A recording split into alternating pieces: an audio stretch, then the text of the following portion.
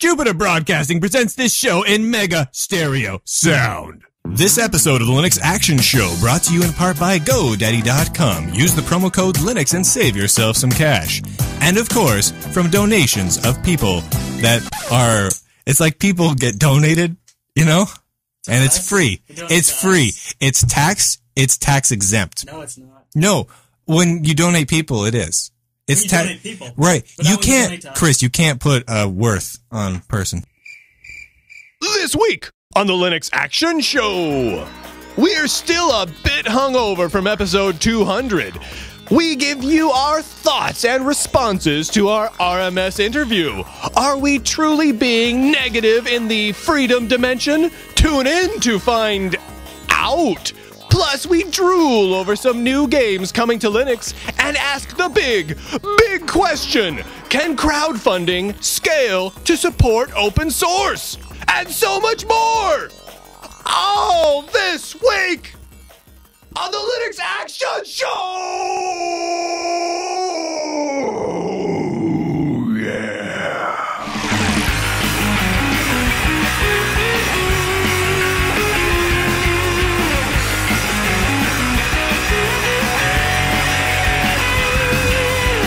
And welcome to the Linux Action Show, Season 21, Episode 1. My name is Brian. The guy to my left, or your right, if you're watching the video version and not the audio version while you're driving in your car, or sitting in the studio. It simply doesn't matter, right, is Chris. Hey there, B-Man. Check it out. You know it was bound to happen. We've been predicting it for years.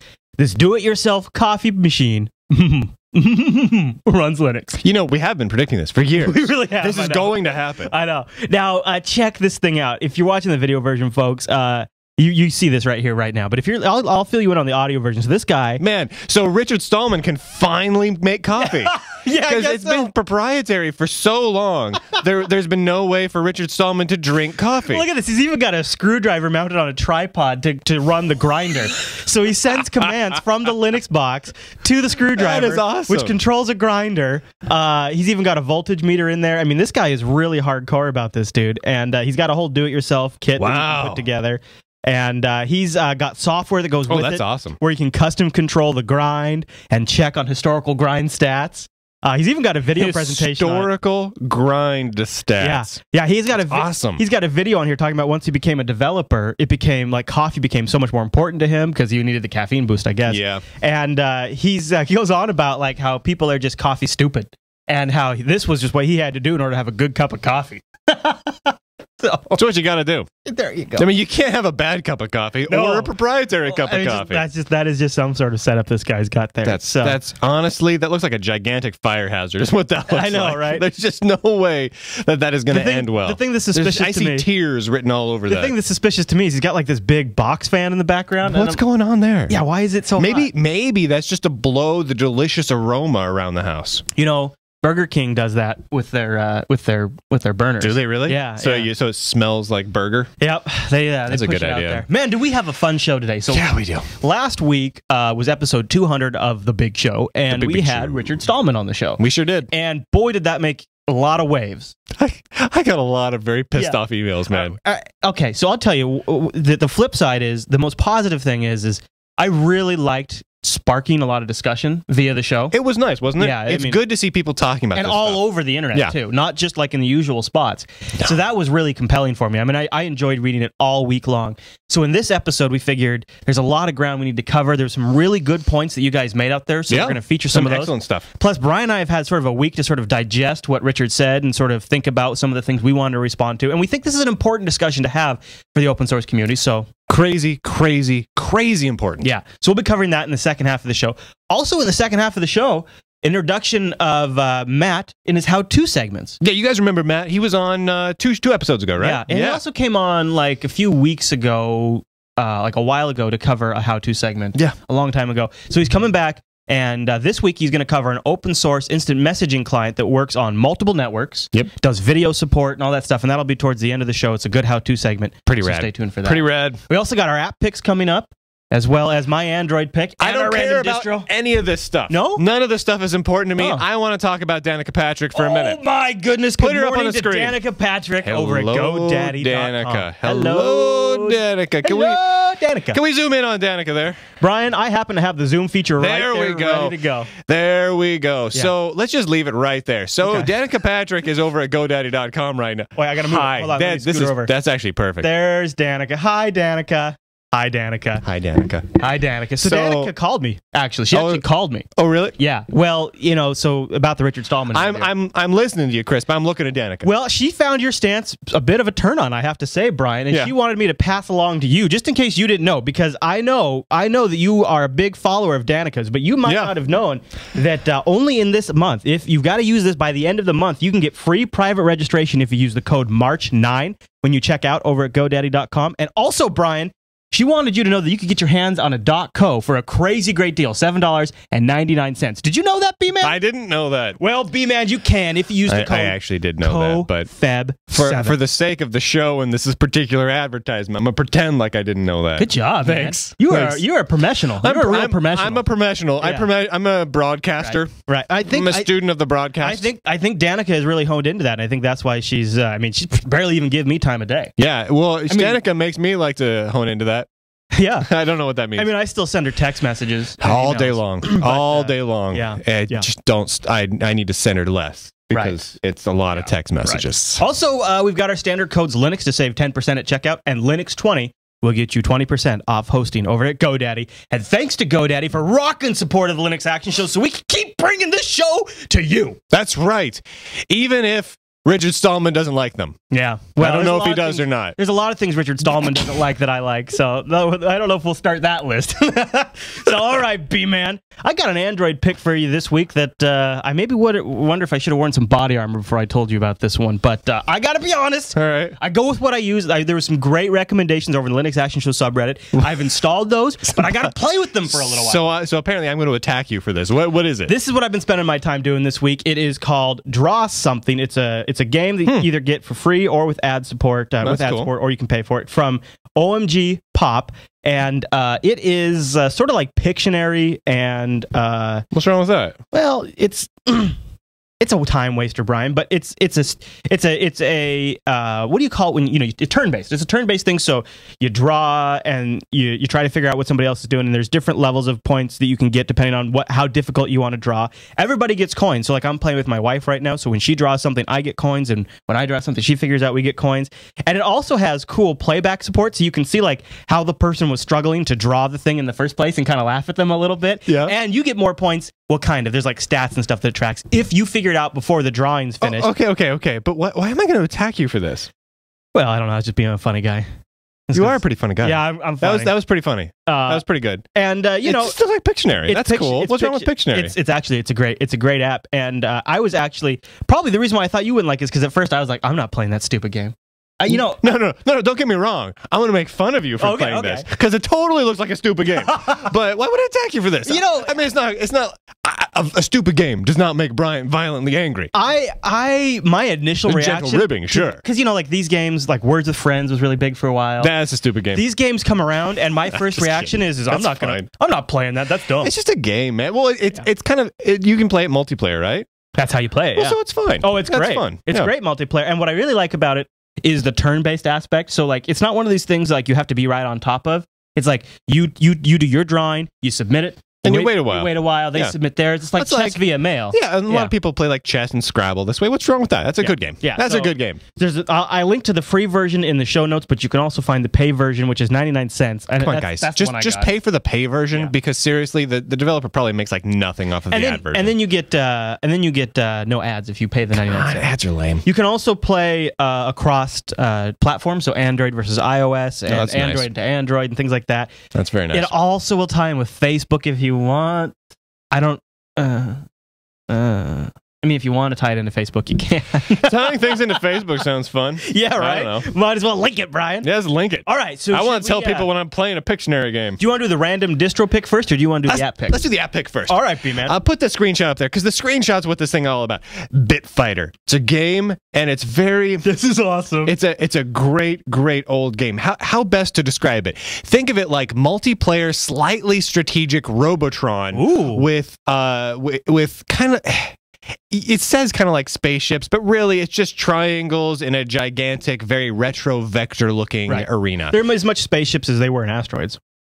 You know, it's kind of. Well, I don't know. Asteroids a little more spaceshipy, really, because you're flying around. Because you're flying around in space with asteroids. This one is more of like you're in an arena. Yeah. So it's really, really think of it like multiplayer, cooperative, and versus Fragfest Robotron. It's great. We should put this on... It does look a little bit like a lot of the games on the old Vectrex system, if that actually means anything to you guys. I would like to nominate this. I know I keep saying this, but one of these weeks I want to have another gaming episode of Linux Action Show. This is a great game. Wouldn't this be fun to play against the live stream? Ton of fun. Yeah. It's a ton of fun. Right now, this is one of my favorite games. I'm loving the hell out of it. And this is one of those games where I'm upset that I didn't make this game. It's simple, it's straightforward, it's very fun to look at. When you finish it, whether you win or lose, you feel good about it. And it's got all the good stuff about old school gaming combined with multiplayer online. It's great. I really like the multiplayer element. And look, it runs on everything. Right there, you have some download links. So boom. There you go. And for Linux, it's available for all sorts of different platforms. And they got a repo for Ubuntu. They also got instructions for OpenSUSE, Fedora, Debian, and etc. So etc. That's a cool pick. So very cool pick. Let's move over to the distro pick of the week. Spin the wheel. Stop right there. All right. Now, here's the thing, guys. This really is kind of a random pick. So some days we pick one and we're like, okay, no, we don't want that one this week, and we just move on. But really, for the sake of being truly random, this week it was truly random. I randomly picked one, and here it is. KDMAR Linux, which used to be called KDE MAR, which is a Spanish distribution from Spainland. Oh, Spainland. I've heard of that. It's in Spainlish, and it is KDE on top of Debian, I believe. I looked through it, and it's pretty cool, I think. However, all of it sounds very foreign if you are using the words. It actually says based on Knoppix, too, because I guess it's live, so maybe they use some of the Knoppix stuff. So basically, the idea is they took Debian and they made it a little easier to use, easier to install, which Debian's already pretty easy to install. But and then they added in some of the kind of more proprietary stuff to make sure Wi-Fi and everything works a little better out of the gate, which is pretty cool. And then if you go and watch their video, and this is the really cool part. If you watch their video, all in Spanish, I'm like 8 años, and I thought, isn't baños mean bathroom? And then I'm like, well, they forgot the B. They must have just forgot the B. They were in such a hurry to get to the bathroom that they forgot the B. Yeah. And then the video just keeps going on like this, and it looks really cool. It never shows you a screenshot. Are you serious? Yeah, it never shows you a screenshot. I'm assuming all of these words describe the distribution and tell you information about it, but you gotta speak Spanglish. Well, a lot of people do. A lot of people do, B-Man. Listen up, mi amigos from Del Casa de Fuerte. Y abundante mariachi el tacos. Oh. And this distro meets all of those requirements. Que pasa? Oh, there you go. So there you go. I have absolutely no idea about this one, but it is random. Yeah. And I checked, and on Distro Watch, this is actually really far near the bottom. So go click on the Distro Watch link, and let's see if we can give them some love, because it looks quality. It looks like someone puts a lot of time and effort into this. Yeah. If you speak Spanish, this might be useful to you. Well, it's actually probably an area that needs a little more attention. It probably is. Yeah. Well, I mean, realistically, most of the distros that we review on here, they come in different languages, but they're focused on English. They're focused on English. So let's give a little love to some of these international distributions. Absolutely, B-Man. Well, before we move on, I just want to give a mention to the Linux Action Show subreddit, which is an awesome place if you're a news hound to get your weekly news, but also where we love if you want to submit links for the shows, apps suggestions, Android pick suggestions, distro, whatever you want. But also just go over there and vote and comment. Some really great conversations happened this week over on the subreddit. Oh yeah, dude, linuxactionshow.reddit.com. That's so much fun. linuxactionshow.reddit.com. So many random photos of us being doctored into things. Someone put wings on me. Which I'm like, well, that's nice. Well, and there's also I have angel wings. There's now. also just stories like we don't get a chance to cover. Like here's the story that I want to read after the show about more ways that the UEFI firmware is going to screw Linux users. I wanted to read that. Also, you can find out some information about Ubuntu 12.04 Beta 1 that we won't be including in this week's episode. So it's a good place to get that kind of stuff. And why that particular beta makes one particular guy want to use OpenSUSE a lot more. And look at this guy, Soapster.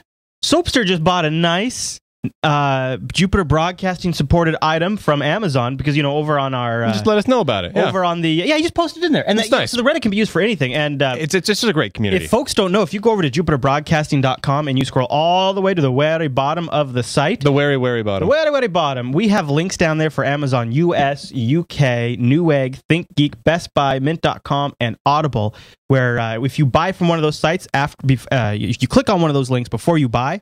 It tags your entire shopping session to give support to Jupiter Broadcasting. Which is great because it doesn't cost you anymore. We just get a tiny fraction of the money. It's so a great way to support the show while you're getting yourself something. And there's even a Chrome extension now, so if you're a Chrome user... anytime you go to those websites, you're done. You don't have to even think about it. I love that. It's a great way to go. I want to mention one quick thing before we dive into the rest of the show. I started a little tutorial series. That is awesome. That I want to mention because I'm having a ton of fun with it. I'm calling it the Build a Real App tutorial series. It's aimed towards non-programmers. So the whole idea is use my software, Illumination Software Creator, but here's a set of tutorials for building a specific type of application. The first application that we're building with it is a choose your own adventure kind of adventure game. Awesome. And the next application, well, it's going to be a little bit of a surprise. And then we're going to just take requests from you guys. What type of application do you want to build? Do you want to build a Twitter client? Do you want to build an entire version of OpenOffice? Which we're not going to do that. That'd be kind of We're thinking something you can do in a couple of tutorials here, but you can do a lot in just a few. You ought to just use OpenOffice. I should just probably use OpenOffice because that already exists and someone already built it. Do I go over to radicalbreeze.com, Brian? And you click on the Learn tab. Holy Boom! Smokes, there they are. You get some really cool tutorials, and with each tutorial, you get the project file. So if you don't want to follow the tutorial, you just want to take the project, compile it, and call it your own. Boom! You get your own application for whatever you want. That's some sort of That's black magic happy voodoo is what that is. All right, B-Man. Well, let's do the news. Okay.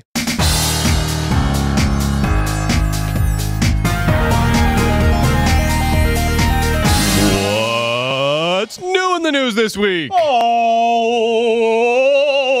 right, Brian.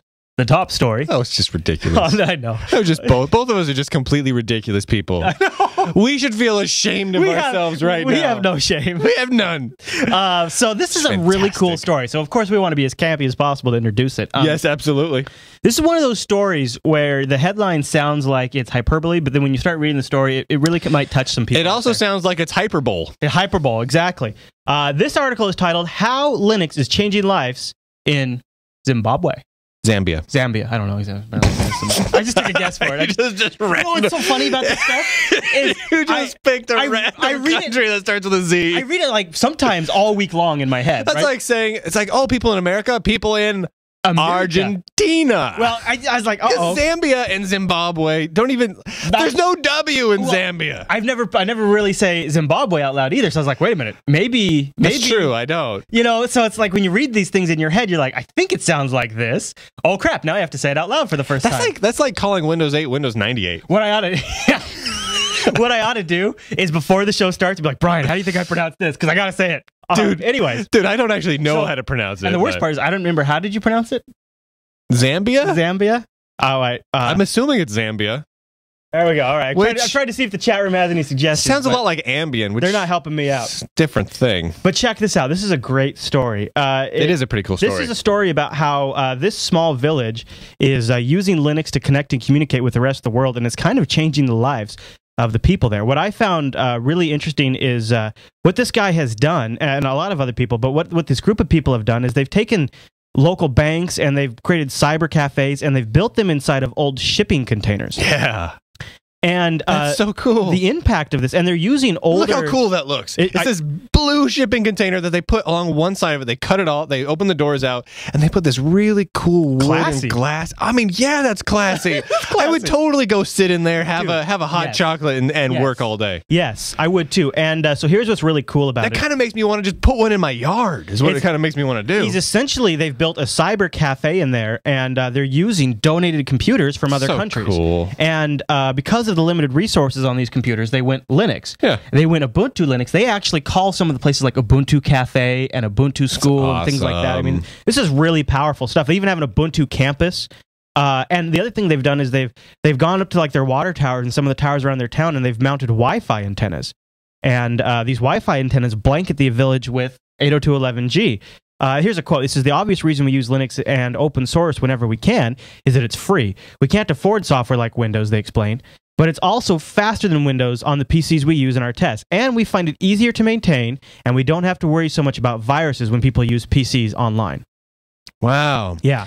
So a bunch of people are making everyone's lives better, but it doesn't have anything to do with the quote-unquote 4 freedoms of software. It's just cost and practicality, and Linux is now everywhere. Yeah. Awesome. Yeah. They even have a little, they have what they're calling a Maka TV radio station, which is Linux-powered. And they use Audacity to record the clips, and they do interviews with local residents and health workers so they can get information about AIDS and stuff like that out. So, yeah, so they're using it not only to provide technology, but to like bring all their stuff together to make everyone's lives better and everywhere. Well, check this out too. I didn't even think about this angle. And here's another shot of them at their. They even got like a great little cover out there. But he goes on to say in this article that farmers are able to come in and use the internet to determine that they're getting screwed by pricing by people selling them seed, and so they're able to barter now and save a ton of money thanks to just having access to information on the internet. There's another great shot of one of their shipping bins. That's great. Yeah, I really found, and there's the shot of them in their studio recording on their open source powered radio station. Yeah.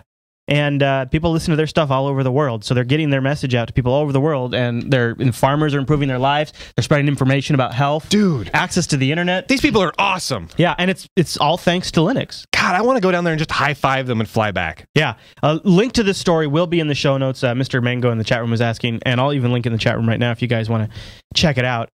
It is just it's an amazing story. It's a great read. It's very compelling. I was moved after I read that story, so I made that the top story on the news stuff. So freaking cool. All right, B-Man, this next story, we got to get the word out because this new distro was announced this week, and it went around the tubes like wildfire. The anonymous hacker group, quote unquote, released their own Ubuntu-based distribution this week, and I got to say right up front, if you grabbed this, take it off your machine. Anonymous has tweeted out that they didn't have anything to do with this distro, and the fact that it's wrapped in Trojans and things like that. I don't know. I guess actually, I didn't grab it. I guess people. No, I didn't either because I was worried something like that might be in there. But people actually studied the distro and say that there actually is crap in there to monitor you and stuff like that. I haven't looked into it too deeply because it just got to. I mean, it just got to make sense that that's what happened. Oh yeah, but, that's their thing. I mean, the distro still shipped whether they made it or not. Yeah, right. Yeah, well, true. The distro still shipped with like a lot of tools, so people were like, "This sounds really cool." Folks, if you want something like this, go check out Backtrack.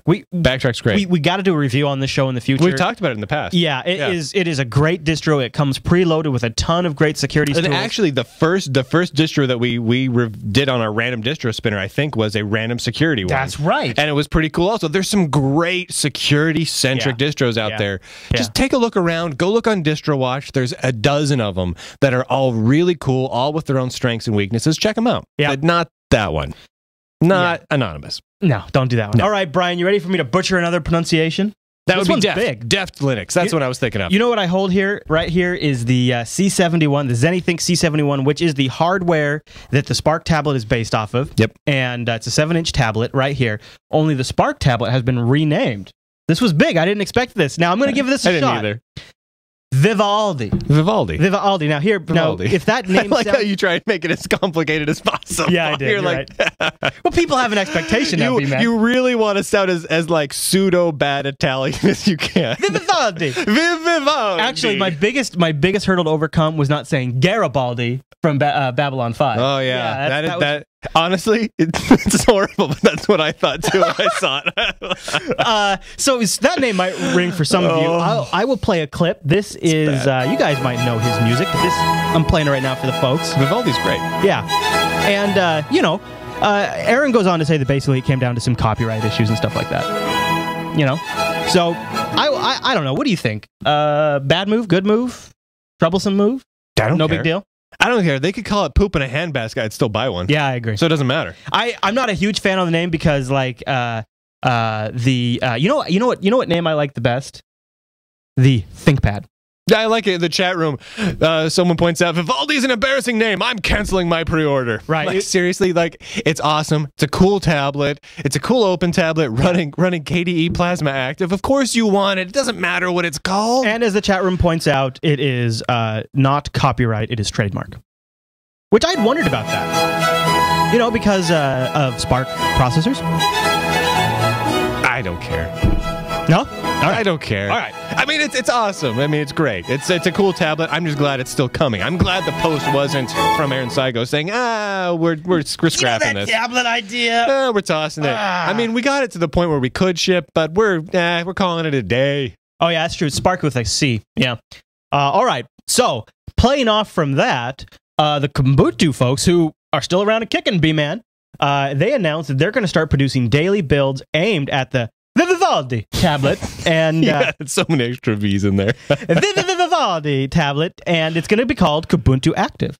That's awesome. Yeah, you actually can already download ISOs and load them on this trucker. So the way this thing works, this little s21, aka Vivaldi tablet, is if you hold down the power button and the audio down button when it's booting, it just brings you to a bootloader, and you can just say boot and flash from the SD card. No way. There's no root. Yeah, on this guy? Yeah, on this guy. So I could download. So I will download Kubuntu Active at some point, and I just load it on here. I just replace Ice Cream Sandwich, and then I'll do that. Well, they don't have ARM builds yet. No, they're when going they do, to. Yeah, when they do. Yeah. Boom. I mean, that's all it takes. That's cool. Yeah, that's what's so great about this tablet.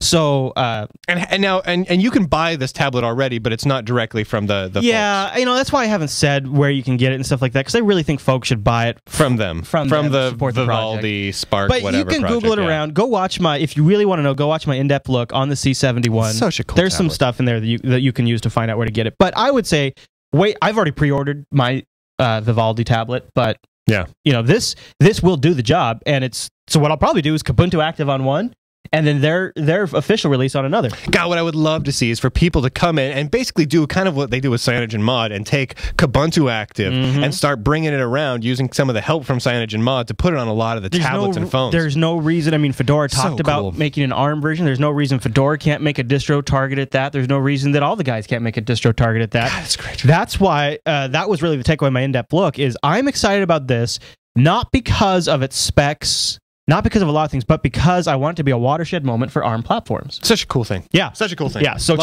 if you're interested in that, check out Kubuntu Active. They're already starting to work on it. Apparently them being shunned on by the Canonical folks doesn't slow them down. Well, they weren't shunned on. They just stopped paying a guy to work on it. Right.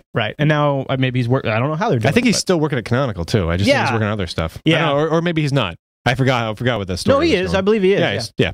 All right, B-Man. So this next story is for all of you out there who are Ubuntu fans, but it doesn't quite click with you anymore, and you want to make some changes, and the other distros aren't working for you for whatever reason. There is a new project out there called the Ubuntu Builder, and it is a way to click, drag, make yourself your own Ubuntu-based distro. Remember, like Fedora Spinner or whatever it was? Yeah, well, and there's already been a couple of projects for rebuilding Ubuntu and Debian-based distros. Remaster Sys comes to mind. That's one I used quite a bit. But this one has a really nice UI on it to make it just like stupidly easy to build your own. You can say I want GNOME or I want KDE. You can add in synaptic sources. You can put in your computer name, your username. Yep. Change your desktop. Do everything. Yeah. It's great. It's pretty cool. It's not SUSE Studio, SUSE Gallery cool. No, it's not. But this is as cool as you can get for just somebody making this. Yeah, for just downloading to your local machine and rocking it out. If you want to build something with Ubuntu, because you don't have the ability to use SUSE Studio to build Ubuntu. There are two things that I like a lot, and UNetBootin does this too, is you can either select a local ISO or you can just have it go out and grab an ISO. Isn't that great? I like that. Yeah, that's handy. It helps you when you're just all of a sudden get a wild hair. All right, B-Man, let's talk I have a lot of wild hairs. You do. Now, my hairs are very boring. Let's talk about a new game. But consistent. That's true. Yeah. Very stable. Good uptime. Good uptime hair. Deep Hunter.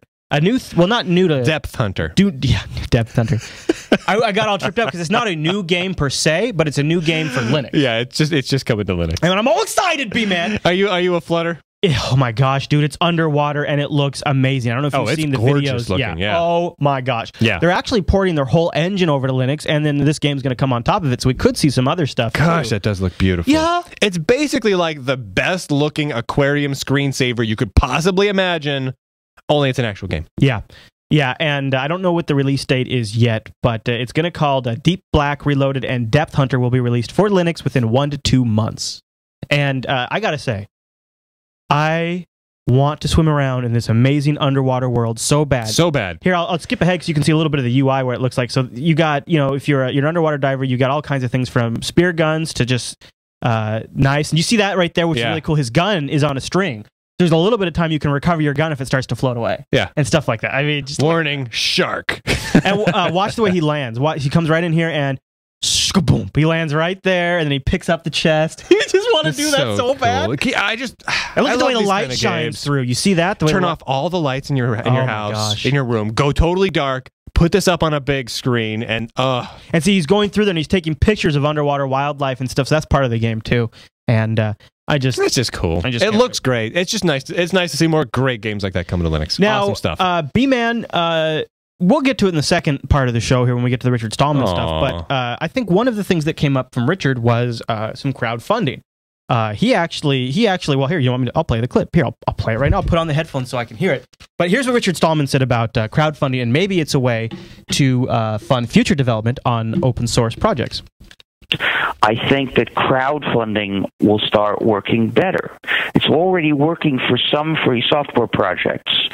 But the more people come to recognize that A, proprietary software is unethical, it takes away your freedom, and B, they'd like free software to be able to do some things, or they like to be able to do some things on their computer and they know better than to do it with proprietary software, then they'll realize they should put in money. So he's referring to crowdfunding and things like Kickstarter. Yeah. So here's our next story on the news docket is about a project on Kickstarter that sort of tests this theory. Yep. Now I got to give you some caveats. This is not from the official Blender project or the devs. So I think that's why there's only 12 backers and only $240 pledged. But what it is a Kickstarter project to actually convert Blender into a full-fledged video editor, because it's already kind of capable of doing it, but you kind of have to shoehorn it. So what this guy is proposing is if we can collect enough money, he'll reach out to Blender developers or other developers and sort of transmogrify that GPL code. Do you like that? Transmogrify, it's a Star Trek term, into a video editor. Now, here's the problem with this one. He has a stated goal of $8,000. Yeah. That is not enough money to do what he's proposing unless he lives with his mom for the next 17 years. It's absolutely not enough for him to do it full time. Absolutely not. It's not enough to accomplish the goal. So, what? Yeah. It's a difficult thing because you do see some big successes on Kickstarter, but you could use that same logic to app stores. Because you see people come in and they make a ton of money on the App Store, and then other people go in the App Store and they make hardly no money because they just, however the system sort of sorts itself out. You see the same thing with Kickstarter. You hear about really big projects that go big, but you don't ever hear about the ones that just kind of sit around. Which is most of them. Yeah. The vast majority. In fact, you really only hear about the success stories, and you don't hear about them that often because there really aren't that many success stories. I would really like to see, the sad truth. I mean, this guy makes the case here that, Final Cut X has successfully alienated many industry professionals, and if nothing else, it showed us that the world needs a cross-platform, free, stable video editor. Totally right. From a community that insists, or a community of interest of video editors in mind, and not their own bottom line. I totally agree with that. I totally agree with that. I do totally agree with that. And here's the thing. Blender can edit video very nicely right now. It's just a pain in the butt to do. I know. I've spent a lot of time with it. I know a lot of you guys do some work in Blender. But if you're doing real production quality work and you're in a production workflow, using Blender becomes a real pain in the butt really fast right now. That's not anything against Blender, because I think Blender is one of the most amazing projects I have ever seen in my entire life. The amount of things it accomplishes is stellar. color, but it's not meant to be out of the gate a video editor. So it would take a fair bit of work to make it into one. This is not enough money to do it, so that Kickstarter project's irrelevant. It's sort of not being done the right way either. If it, I think in order for it to get real traction, you'd have to be done by the Blender. It needs to be part of the Blender. Yeah. So if people from the Blender project who are actively working on it want to do this, and they put up a Kickstarter project that says, we need to raise $250,000 to fund 2 developers over the next 2 years. It might be doable. That seems reasonable to me. I mean, it's still at that point would not be on par with the big boys, but they'd be able to make some real massive progress. I guess I feel like it's low risk Kickstarter, because if the project doesn't meet funding, you're not out any money. That's true. But even without it coming from the devs, I'm not so sure I want to throw in. To me, it seems. See, if I would absolutely throw in. I mean, if it was the devs, if I was sitting here right now, if it was the Blender devs, I would. And if I was in the position where Apple hadn't just recently screwed me, I would throw in for the Kickstarter project for the actual Blender devs. But for someone else doing it, and for obviously not that well thought through of a project, not interested. Yeah. Chat room's pointing out things like the GIMP should do that. Now the GIMP just got accepted into the Google Summer of Code, so we might be seeing something from them soon. We'll see. I know you're not a big Summer of Code guy. Well, not a whole lot comes out of it. Yeah, all right. So the last story is really just kind of a plea, because Wine 1.5.0 is out. 1.5. I know it's ground changing, Brian, but actually nothing major. New versions of Gecko in there and things like that. Partial support for using the trash on Mac OS X in Wine 1.5. Man, finally, right? Thank God. Now we can finally rest. Woo! That's going to fix so many things. Actually, I'm just being selfish. I've not been able to get Star Wars: The Old Republic to run under Linux on Wine, and I have a Windows box in my office right now just so I can run Tor. Seriously? And if people know out there, anybody in the Linux Action Show community has gotten Tor to run under Wine, Star Wars: The Old Republic. Let Chris know. Let us know. He needs to know. I need to know. I haven't even tried. We're launching a new show called Torque, and I want to play it under Linux. We'll see. More power to you. All right, B-Man. Well, that's all the news.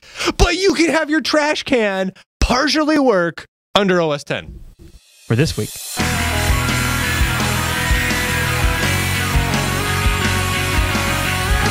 Hey, Chris. Hey, B-Man. You remember last week when we had Richard Stallman on the show? And nope. We were chit-chatting with him about this, that, and the other, and he had some thoughts on some things. Don't recall that at all. Well, apparently, some of the things that he said and some of the things that we said caused a lot of you out there to say other things. Yeah. We thought we'd take a moment to talk about the things you say and then say some things back at you. Ooh, that's pretty complicated. We've got... It's good, right? We've gotten probably more feedback on that episode. That was like the nicest way I could think of to say most people saying things are wrong.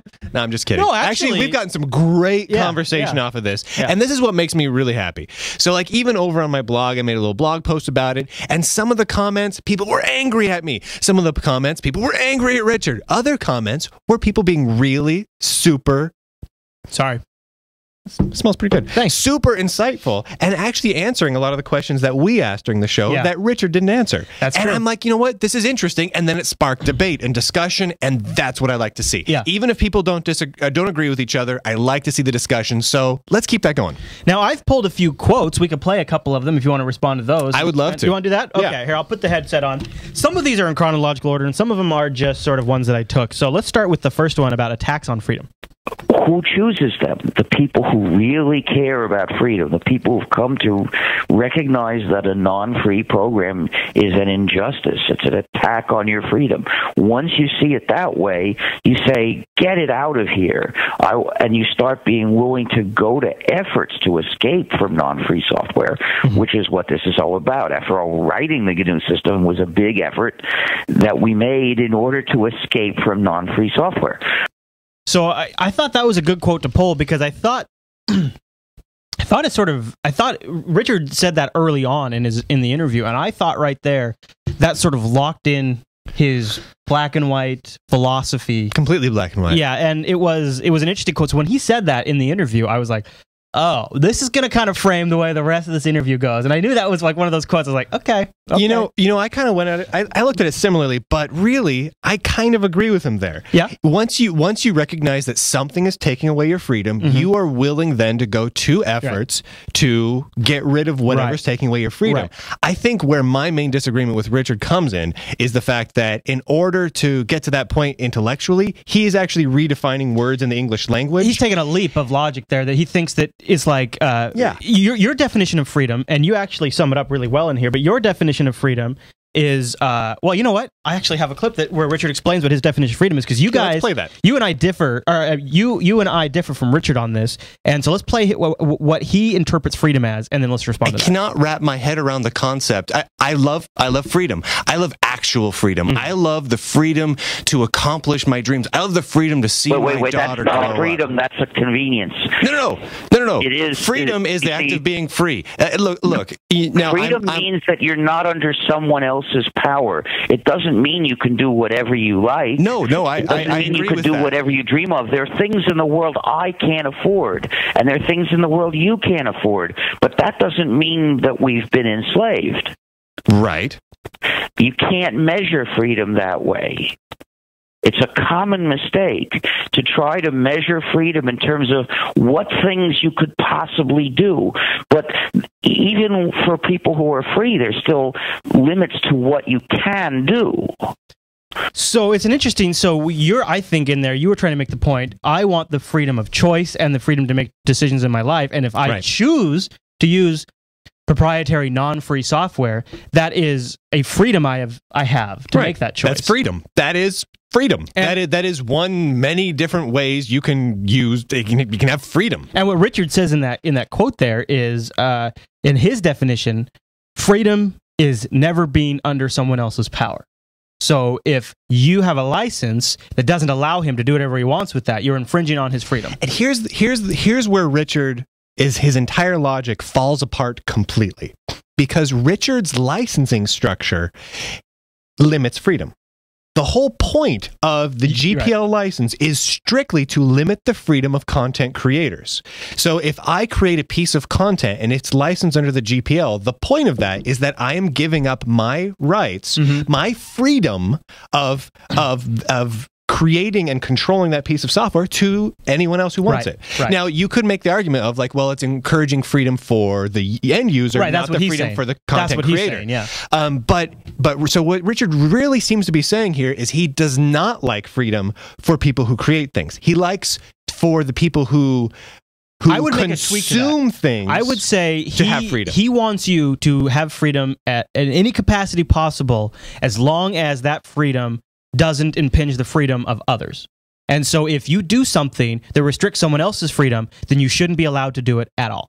But see, here's the interesting thing. So let's say, as a hypothetical, I create a painting, because later on in the interview we talk about paintings. I say here. So what do you think about if I make a painting? Right. In Richard's worldview, that should fall under the same category as software, where everyone has the rights to modify it, make copies of it, do whatever they want to it, because I made it. So it is therefore your right to do whatever you want with the thing I made. I mean, let's be honest. Here's the thing, though. That right there, me releasing a painting under a GPL license actually restricts your freedom. It makes it so that once you get that painting, you can't release a GPL, a proprietary version of that painting. Right. So therefore, I am actually restricting your actual dictionary definition of freedom. Now, while you may say, "Oh, that's a ridiculous argument, Brian," that is actually what the word means. It's not ridiculous. Yeah. I mean, that's why tons and tons and tons of commercial projects have chosen BSD license software over GPL license software. Exactly. But I will say this. I'll add this.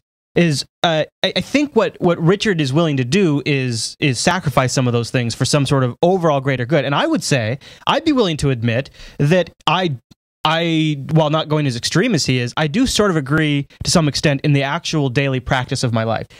I have pirated TV shows. I have pirated software before. I sort of feel like once something's out in the universe, if there's a means to take a copy of it, at some level you can do that. And it's not right, and I don't do it as much anymore, but in actual practice in my life, I have sort of followed that rule. Like, I don't care what the license is. I just take it. Right. So I think that's kind of the direction he's coming at, but in like the business world and in like where agreements and contracts are made, that just falls apart. And see, and really, what you're talking about is the convenience of consuming something that you are willing to pay for. You're talking about the reason that in the past you may have, and I have too, taken TV shows from the internet and etc. and pulled them down is because, well, we already subscribe to cable and satellite and everything else. We just simply want a more convenient way to consume the stuff that we're already paying for. Yeah. Now, what Richard is talking about isn't that. He's not talking about making your life easier. He's talking about the ability to take that TV show, download it, re-edit it, and re-release it, and do whatever you want with it and make it free for everybody. No, even if the person who made it spent $2 billion making it and is now going to go in the poorhouse if everyone does that, he doesn't care. Well, so you're touching on something there. So we kind of, during the conversation with Richard, kind of took it to this next logical conclusion and said, okay, well, if you're willing to impose those restrictions, then there's so many companies out there that would just completely fall apart and fail. And I'll play a clip here because Richard says, essentially, Richard's response to that is let them fail. I think that we should all make those businesses fail by not buying anything from them. Wow. And then they will need to find some other work, which means they'll be in the same boat with millions of other people. And I can't cry for them too much. Now, of course, my first reaction is that's extremely harsh. But, and that came up a couple of times. Richard's response to that was, well, lots of people are unemployed in the U.S. But I'm not more concerned about people who are unemployed and would like to be programmers than I am about people who are unemployed and would like to be factory workers or teachers or anything else. And if you can't get an ethical job developing software, then you better look for an ethical job doing something else. So what do you think of that, B-Man? I think it doesn't make any logical sense. So he's saying while the cost would be great, so what? There's millions of other people who are in bad situations. So what if you are also? Yeah, if a few more have to be in I don't mind if you hurt because someone else hurts too. Yeah. So here's the problem I have with that. All right. If you go to the Free Software Foundation's website, it actually talks about, oh no, can I find it in time? It talks about a list of companies that support the free software. You can pull it away from there. I don't know if I can find it in time. Yeah, I've seen that list. It pulls up a list of people of companies that make proprietary software, who make their earnings off of proprietary software, including IBM, including Google, including Hewlett-Packard, a bunch of other companies that are predominantly closed source and proprietary that donate to the Free Software Foundation that pay Richard Stallman's income. Richard Stallman is therefore being an incredible hypocrite to an extreme degree. If Richard Stallman actually believed the thing he said, which I don't believe he does, because if he really believed it, he would stop right now and be broke. Right now, this very moment. And if he doesn't do that, he is either A, completely delusional and has no idea what he's talking about, and I'll give him the benefit of the doubt, maybe he has no understanding of the words he's saying, or B, he's lying through his teeth and making this stuff up so that he can have a very big, grand, dramatic viewpoint of the universe. I only see those. Maybe there's a third possibility I'm just not seeing. But right there on their website, and you can see the money that the Free Software Foundation pays Richard, which comes directly from closed source companies. He works for closed source companies. That's how he gets paid. It's an interesting argument. That's how he gets paid. I don't really have a rebuttal to that. That's how he gets the money to fly around the world to yell at people about how they should quit their jobs. Oh, here we go. Chat room's got it's fsf.org/patrons, which is where you can go to find the list of people who support him. And it's an interesting point, B-Man, and you're right. Oracle's on that list. Oracle, which Nokia, Intel, Hewlett-Packard, IBM, and a bunch of others that some of them I don't even know who they are. Right. Yeah. So, and there are some open source companies in there. There really are. Yeah. But a lot of them are closed source. And here's the thing. I see no problem with that. I have no issues with that at all. In fact, I think it's great. I love seeing companies support open initiatives of a wide variety of kinds. I think the Free Software Foundation does a lot of great work. But what Richard is saying here, and really It's an interesting line he has to really walk. Hypocritical. Because you're right. Those companies do not produce exclusively free software. Mostly closed source. During the interview, we asked him, we said, so would you rather, so you brought up the fact that Red Hat does a lot of proprietary software, and I brought up the fact that Canonical sells proprietary software, and that they then fund open source development with that software. So we asked him about that, what he thinks about that, and if he would rather that those companies like Canonical and Red Hat just didn't exist. And here's what he said. So let's say there's a lot of free software development that's currently sponsored by larger companies, Red Hat, Novell, a lot of other companies. And now most of those companies also make a fair amount of money selling proprietary software and closed source software, such as Red Hat even does that. Now, do you still feel it's wrong, even though they have done a lot for the free software movement?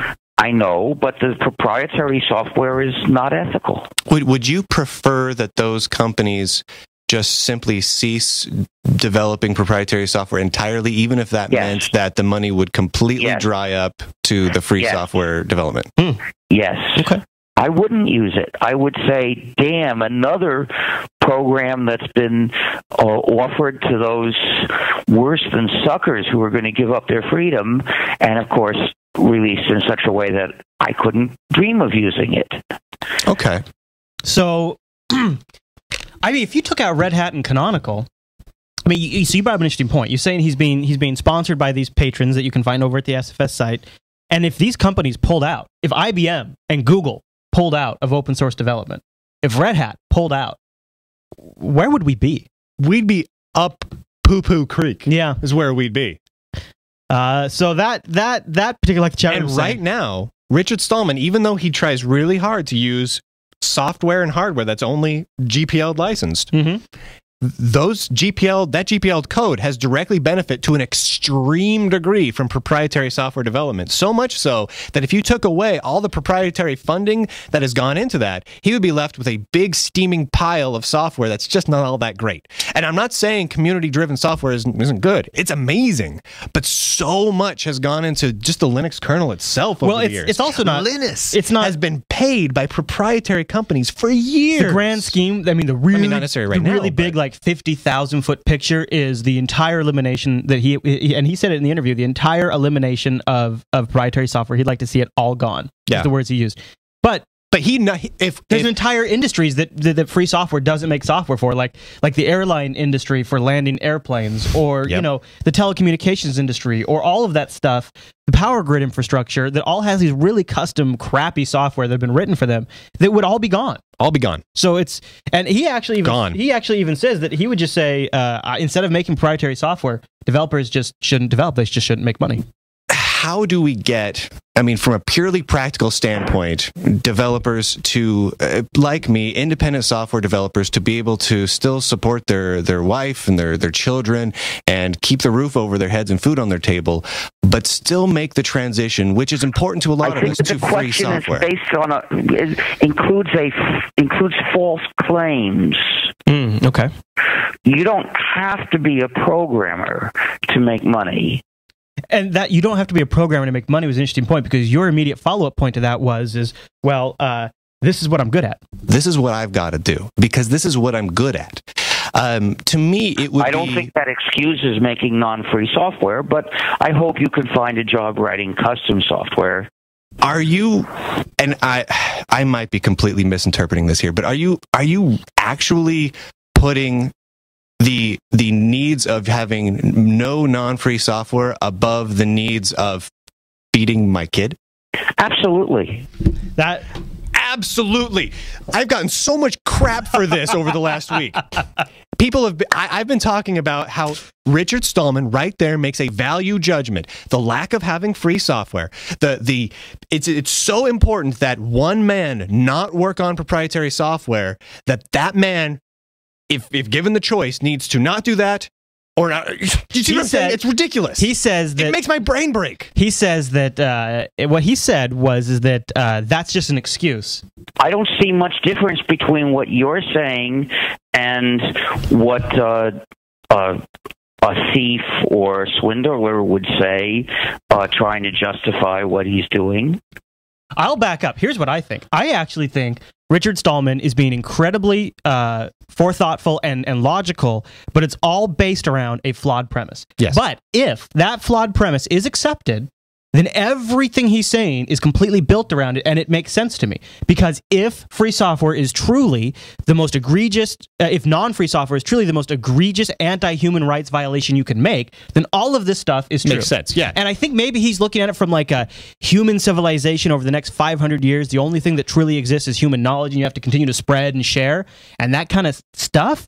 But the reality is that sometimes a software program and a game is just a game, and it's just something to do, and it doesn't restrict my freedom, and it's okay. And How much software, closed or open source, that was made 30 years ago are we using right now? You know, not a whole hell of a lot. I mean, some, but I think, you know, we had a lot of feedback on this, and especially great feedback in the Reddit. But one of the things that I think some of the people touched on that I liked a lot is it's just really, truly, there's layers. See, Richard Stallman looks at freedom or no freedom, right? And it's like somebody was saying it's like a layered and it's not approach. freedom. This is the part that this talking with Richard makes my head bleed is because he tries to redefine words as he uses them. So like the word freedom that he uses is not the word freedom that's in the dictionary.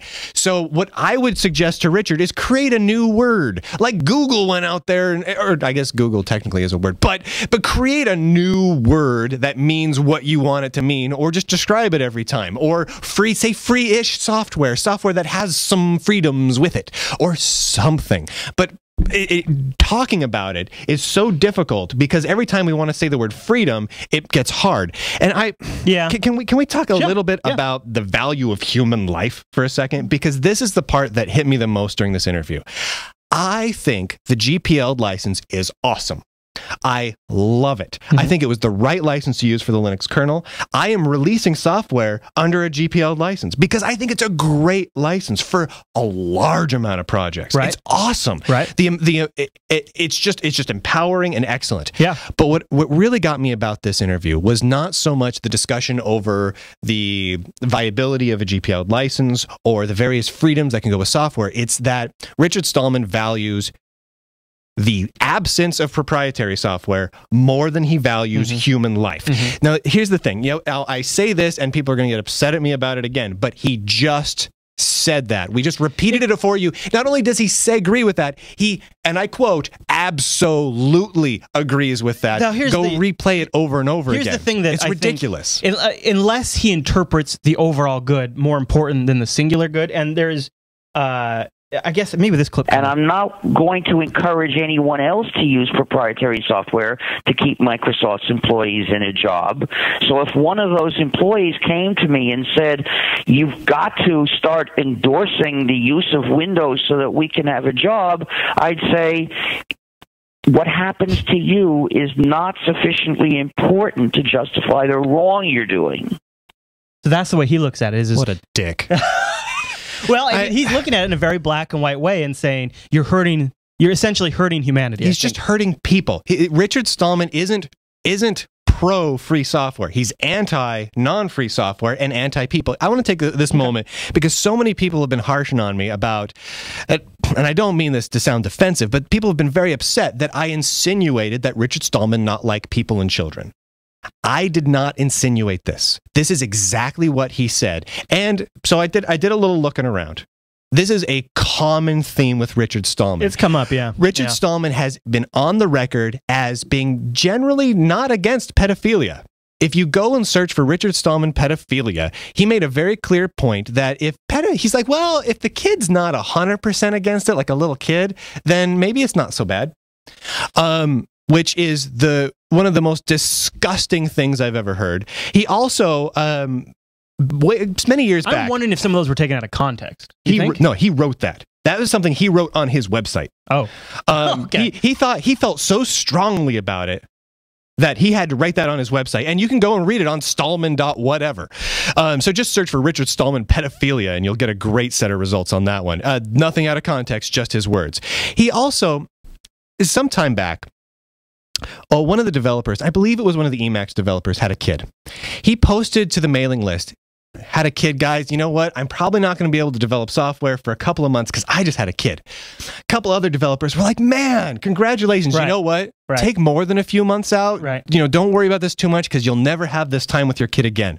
Richard Stallman replied, acting like a complete jerk, basically not only not congratulating him, he said, and I quote, "I'm sorry to hear that." Not, "I'm sorry to hear that you won't be around to chit-chat with me all the time," but "I'm sorry to hear you had a kid." And he said, you know what? Anyone can have a kid.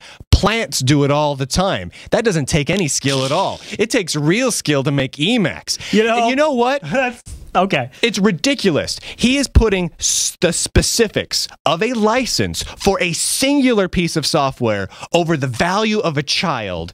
And he's obviously on him, by his own words and his own records, extremely anti-children. He even came on the show and told us specifically that nobody should have children. Not we should have less children. He didn't say that. He said no one should have children. In the interview, it's ridiculous. In the interview, you brought up your daughter, right?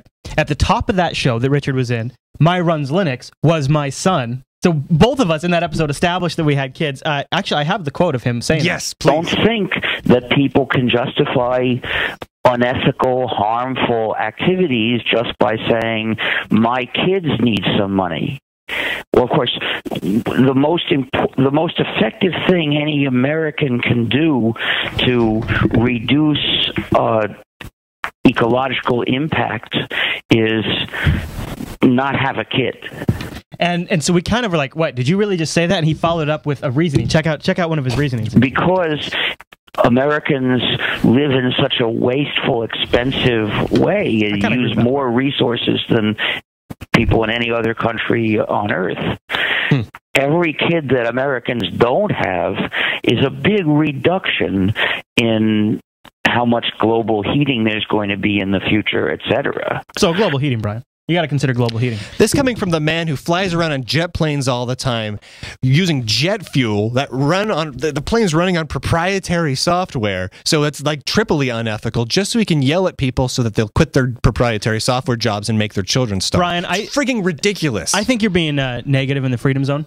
It's negative in the freedom dimension. All right, that's just a great quote. Now, the chat room... So, you know, that's a great quote that makes me want to like Richard again. The chat room... Play that again. That's awesome. All right.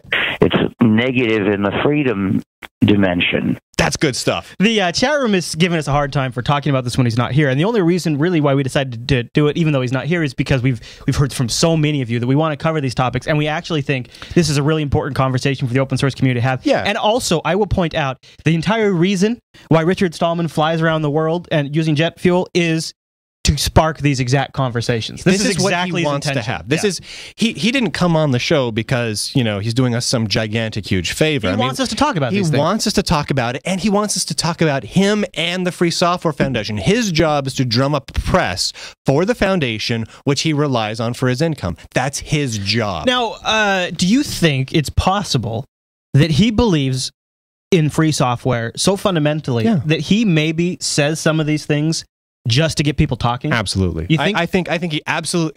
That's the thing is, what he's saying is so extreme. I mean, he's so anti-human in these statements. I mean, literally, he's against people.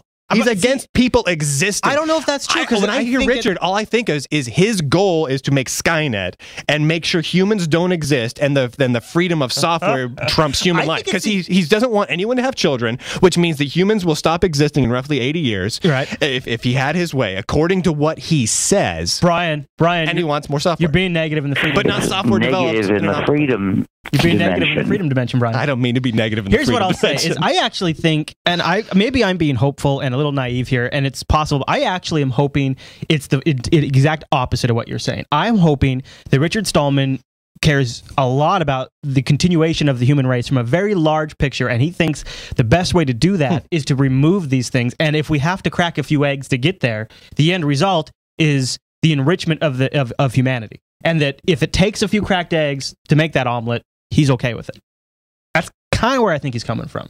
Because why else would you dedicate your entire life to this movement? No, see, that's it. I agree with you. See, and I tried to make this point to a few other people recently. For all I know, Richard Stallman could value human life more than anyone here. Yeah. More than you or me, more than anyone watching the show I right don't now. like humans that much. Right, who knows? They're kind of poopy. Yeah. He could value them crazy high, but maybe he just cares about software, the specifics of software licensing so much more than that. I mean, he is putting a value judgment.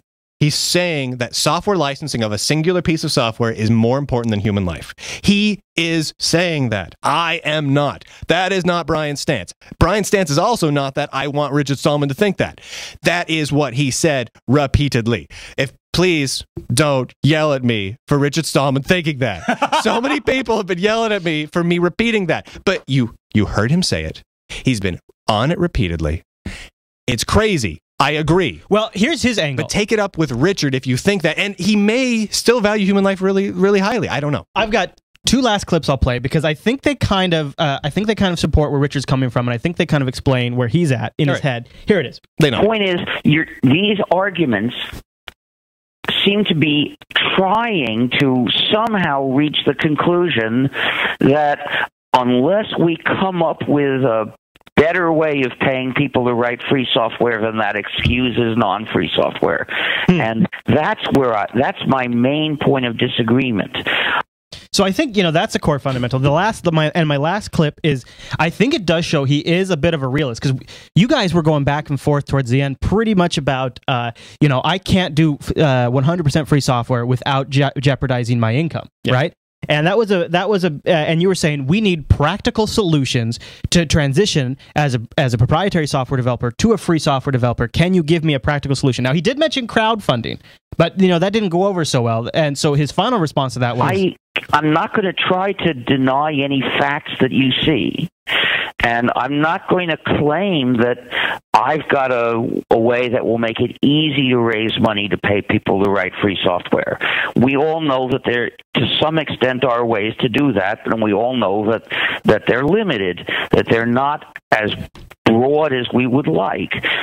I thought that was actually a pretty honest statement. Yeah, I liked that one. Boy, what an experience that was, though. Do you have any other thoughts before we move on? I actually have one. There are two thoughts. Okay. The first thought is, in general, I think that Richard Stallman has jumped to a conclusion without following the logical trail there. So basically what he's saying is he's arguing that all software needs to be this new definition of his word free, but he doesn't have a really reasoning to back it up.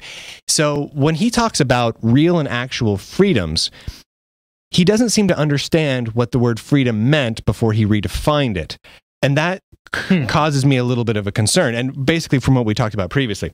The other thing is, he talked a little bit about ebooks and buying things online. Right. I didn't grab a clip of that. And go back and listen to the show. It's a really interesting conversation we had. He mentioned that he does not buy things online and would not buy things online, and tells other people to not buy things online for several reasons. Because he wants to use cash, for one. One of the big things is he wants to be anonymous. It's important to him that when he buys something that no one is able to understand that he buys it. The quote was, I want to be able to walk into the bookstore and buy a book and not have them know who I am. Right.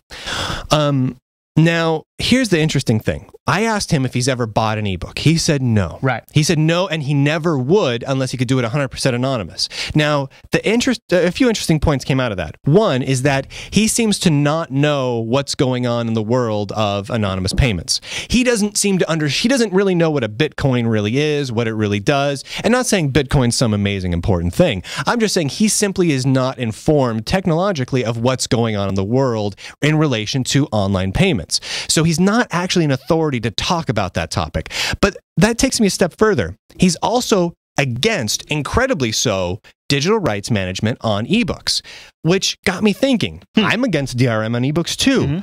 But why on earth would Richard be against ebooks? Because in his mind, no one should ever buy an ebook, even if there is no DRM.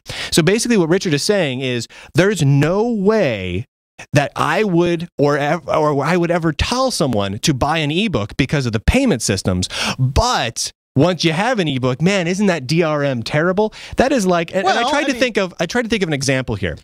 That's like being really, really mad about the bus schedule in France Even though you've never been never to ride the France, you've never been to France, you've never ridden a bus, and you would never go to France because they eat cheese there. But you're super mad about the bus schedule in France, and you're going all over CNN talking about it. It doesn't make any sense. Why would you get mad at something that you can't even think about accessing because your own line of logic prohibits you from getting close to the point where it would have an impact on you? He probably was thinking, sense. There are free ebooks out there. He was probably thinking something like that. I don't know. I had one more question. Did we play the custom software clip? Because that was, so he addressed it. His two solutions for you as a developer were crowdfunding and custom software. Right. And do you want me to play that? Or? Yeah, okay, a little bit. I'll play the custom software clip. In fact, most paid software development is development of custom software, not proprietary products. That's true. So what you said was the usual case is not really the usual case. The usual case is people are getting paid to develop a program to be used by one client, and that client is paying. Now, my reaction to that was it doesn't scale appropriately. Like, you know, and I know, as independent, you're an independent software developer. I've been an independent contractor. It is very hard to scale that in a way that makes money. Very hard. Because and if you can write software that then is distributed online, and you have to use maybe a PayPal service or an Amazon payment, so you can't do cash, that scales to the new economy. And in my opinion, Richard talked a lot about political stuff and the state of the U.S. economy, and some of that actually is, it rings very true. It's a little extremist, but it rings very true. It's a lot extremist. And the reality is if you could only do custom software in the state of Washington in the current economic climate, you very well might not be able to make a living. But if you can sell $15 software, $50 software, $5 software online, that scales to anyone in the world. And there's countries all over the world that are in much better states than the United States. Not everywhere, but it's much more of a scalable solution. And to not do it is to fundamentally ignore the advantage of internet distribution, which is denying one of the best things about the internet. So it just didn't ring so true for me. Now, I agree you could maybe do contracts over the internet and things like that, but it just doesn't seem like a scalable solution if you're going to do a one-for-one swap for everybody switching from proprietary to free. Honestly, what I took away most from this, and I want to clear something up right here. All right, B-Man, hit it. All over YouTube and everywhere else have been people yelling and screaming about how Bryan and Chris of the Linux Action Show obviously don't know what the word free is, or don't know the difference between quote-unquote free and free as in beer, or free as in speech, or Libra. We don't know who Richard Stallman is, or obviously we're surprised because we had Richard Stallman on the show and we just never knew who he was before, and we didn't know what his stances were going to be. Of course we knew. We knew all of this. We've been doing a show for 6 freaking years. What surprised me... I actually wasn't surprised. That they took that route? What he said, yeah. See, I wasn't. I just figured, because what I figured is when he answered that question about the distros, when he said the Red Hat and Canonical shouldn't exist, I went, oh, so this is an all or nothing ordeal. It's all or nothing, right. When he got to the kids, by that point, my mind was like, well, of course he's owning it to it. Well, here's the thing that surprised me. Me and him talked via email before the show. It was very clear what we were going to talk about. We were going to talk about, and I talked to him about this, and he was on freaking board. We were going to talk about real, practical solutions to bringing proprietary software to a free license in a way that the people developing it can continue to maintain a livable wage. That was going to be the #1 thing we talked about, and he was on board with that. And you'll notice in the interview, as soon as I started bringing that up, I tried to do it in such a way as to ease him into it without just asking the question outright. He immediately jumped on the bandwagon of how anyone doing it should fail, is unethical, and he hopes they fail. Yeah. And that was his response. Now, a little later on, he's like, well, you should just stop doing it entirely. Don't make software like that, and just go to work for another company and do some custom solutions. Hey, Bryan. So that's what surprised me, was that Richard Stallman had the audacity to mislead me on that front. And then on top of that, he's against children. Hey, Bryan. Ridiculous. Bryan. It's negative in the freedom dimension. Don't be negative in the freedom dimension. All right. I think that's a good point. I want to say thank you to everyone for generating the discussion that you did. That is, I think, the fundamental most important thing. Agree with us or not. These are really important questions to think about, especially now as app stores are becoming more prolific, as devices based off free software are becoming locked down and everybody's got one in their pocket. These questions, I think, today are more relevant than they've been in the last 5 years. Very. So great conversation to have, and I'm glad we were able Great to spark it conversation. on the Linux Action Show. And here, I just want to say this. I do want to thank Richard Stallman for talking to us about his views. I disagree with the things he says so fundamentally, but I respect the fact that he's got those views. I respect the fact that he doesn't want us to have children, and it's better to not make proprietary software than to feed our children. I respect all of his viewpoints on that. I just think he's crazy wrong. Not that he's crazy, just crazy levels of wrong. Okay. Well, now the next segment on the big show is a how-to. We're going to get back into the Linux stuff we mentioned at the top of the show, and I want to say thank you to System76. They sent us one of their Wild Dog performance machines for this segment, and they actually sponsored the how-to segment.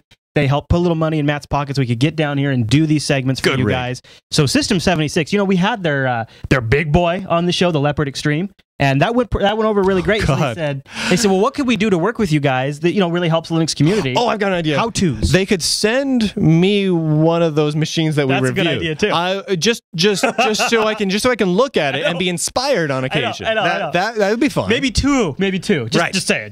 That way we both put it through the paces. That'd be okay. You're right. We'll give it a real kicking. Yeah. So, all right. Well, that's our thoughts on the Richard Stallman interview. Let's kick it over to Matt.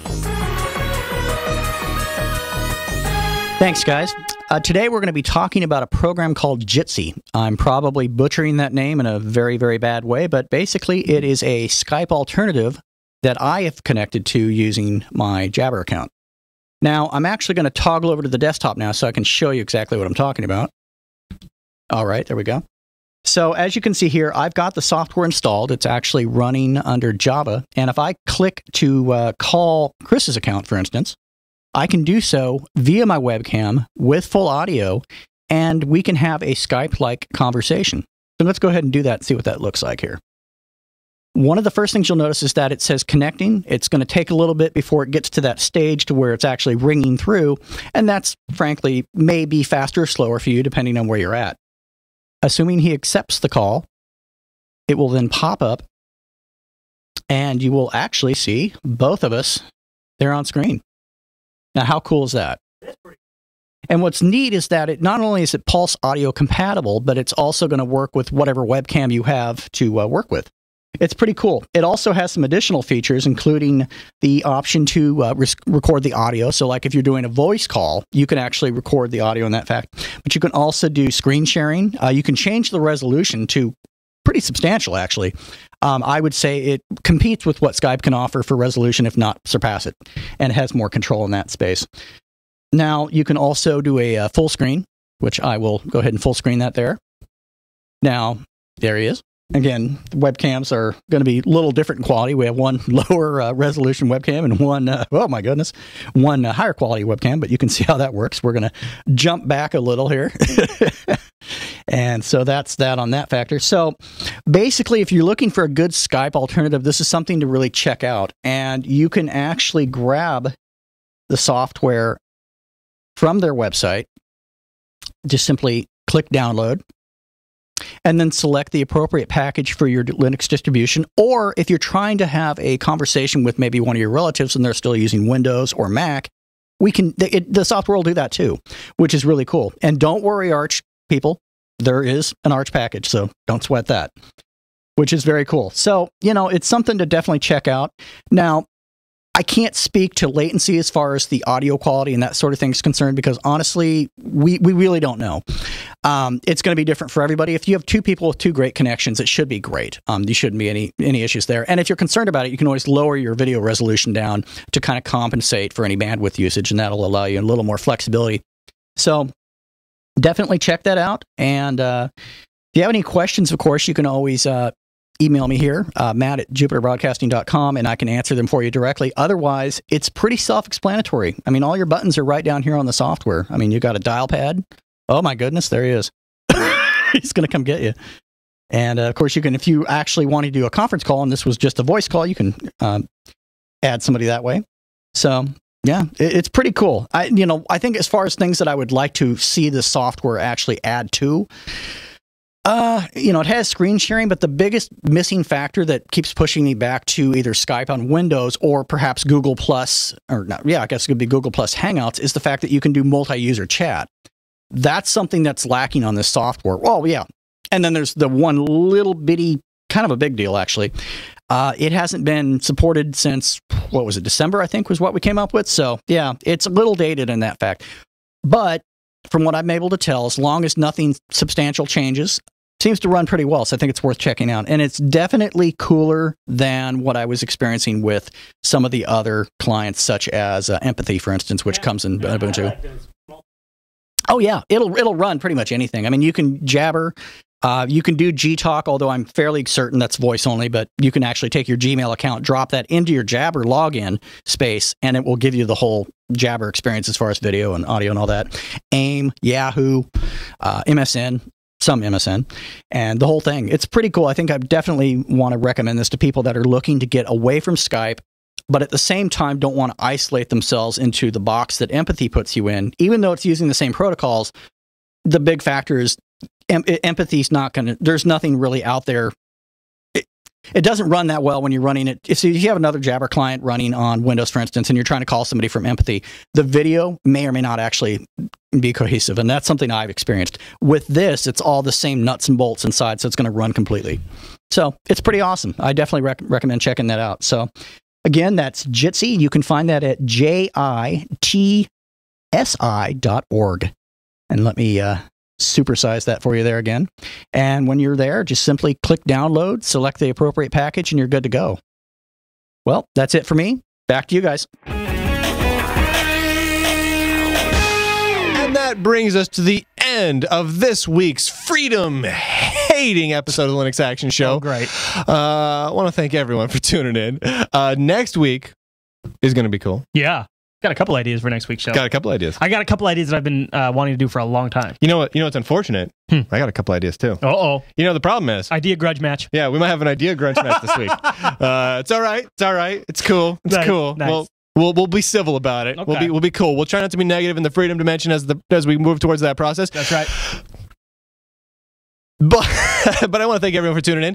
You can always check out our forum over at jupitercolony.com, or you can watch us talk about things randomly online in very short bursts of characters at twitter.com /Brian Lunduke or Chris LAS, or over on Google+. There's links in the show notes and links on the website, That's and the you place know to where go. to find All kinds it. of stuff in the show notes. JupiterBroadcasting.com. It's pretty fantastic. Si, senor. Si, senor. Good stuff. Is there anything else we need to talk about? Well, we should mention. I was sitting here like I got to fill some time because it seems like there was something I need to talk about, but I don't think there is. I teased. I mentioned that we're starting a new tour podcast, but I don't know how many of the people in the Linux Action Show are playing the Old Republic. Unless they figure out a way to make it run on wine, and let me know. Hey, Chris. Yeah. I'm going to be honest with you.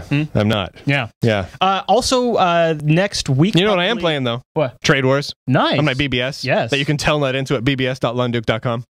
People runs on an Arch-based server, running a whole hell of a lot of wine and AAA, and right? DOS. Still yeah, on AAA? a little AAA. Yeah. Also, going crazy. Like Tuesday or Wednesday of next week. I think I'm about to hit my 10,000th call. Whoa. Yeah. Nice. Yeah. Tuesday or Wednesday of next week, we're sending out the monthly Jupiter Signal newsletter. So if you want to sign up for the Jupiter Broadcasting newsletter, only comes out once a month, and it includes behind-the-scenes information about new shows, follow-ups, like I think we're going to have some stuff in there about the RMS stuff, Nice. links to stuff from the community. It's a really good newsletter, and we work really hard to make sure it's worth your reading time. And the really great part is there's at least 3 pictures of me in it. Probably. So you can looking really good. You can lazy web that over at bit.ly/Jupiter Signal, or just look for the spot in the show notes to sign up and get our newsletter, because we promise not to spam, and it's always full of goodies. Did you say lazy web? Lazy web, because that way if somebody's like driving around and they can't go to the website, they can just remember bit.ly/Jupiter Signal. That's all, and that's easy. That's easy. Wouldn't that just be remembering a URL? Or is lazy web the new way of saying that? I think it is, man. I've heard lazy web a few times. Really? Yeah, I like it too. Yeah, I like it. Yeah. I don't know what it means, really. Well, B-man. I feel like we're redefining words now. Whoa, according to Dorsey, whatever it is in the chat room, he's saying Tor does run under wine. You just need a patched version of wine. Oh. I haven't seen that anywhere. Well, Dorsey, email Chris the information on how to get that patched if you have it. Because that would be awesome. Because he would appreciate that. I would appreciate that.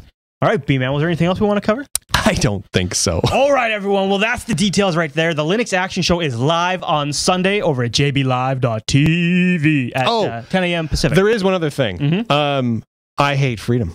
That's true. Yeah. Oh, and I would like it if people could spread the news that I am negative in the freedom zone. I don't think you want them to do that, Brian. No. It's good. Brian, because then you would be negative in the freedom dimension. That's what I'm saying. Oh, the freedom Negative dimension. in the freedom dimension. Dimension. Yeah, Right. Well, let people know how negative I am in the freedom dimension. All right. Okay, well, I'll get right on that. I'll start a new Reddit dedicated to that topic. All right, everyone. Well, thanks so much for tuning into this week's episode of the Linux Action Someone Show. should start an entire wiki, like a brian.wikia.whatever, that's just things I say that are negative in the freedom There is a dimension. Jupiter Broadcasting Wikia page, and I think there's a Brian section on it. God, I have no idea. So but I would like to have a place where I could search and see all the things I've said that's just against freedom. That's just anti-freedom. 201 shows to go through, B-Man. And honestly, I probably say 1,000 things that are anti-freedom in every episode.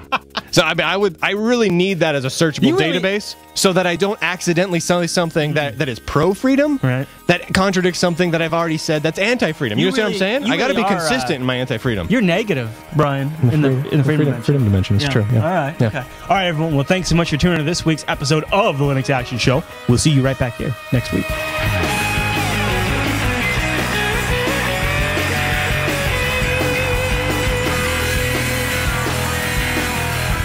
Honestly, there's like 1,000 great points people have made. We could do all of season 21 about this, but we won't because there's so much cool stuff to talk about. I don't want to talk about negative stuff all the time.